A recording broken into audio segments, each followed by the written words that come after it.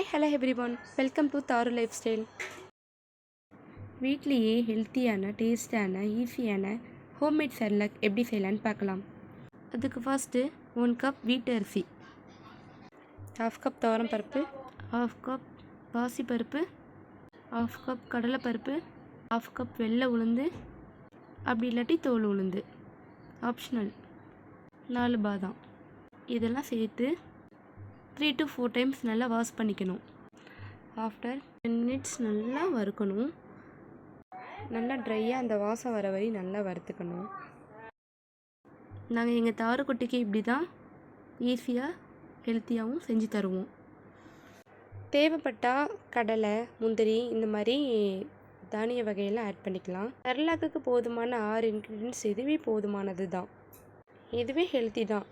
என்னோடய பேபி இந்த செர்லாக்கை நோ சொல்லாமல் விரும்பி சாப்பிடுவாங்க. இது எனக்கு 2 வீக்ஸ் வரும். கண்டெய்னர் பாக்ஸை ஸ்டோர் பண்ணி வச்சுக்கலாம். 6 month to 7 month ஆன பிறகு பேபிக்கு இது உடனே இந்த செர்லாக்கை ஸ்டார்ட் பண்ணலாம்.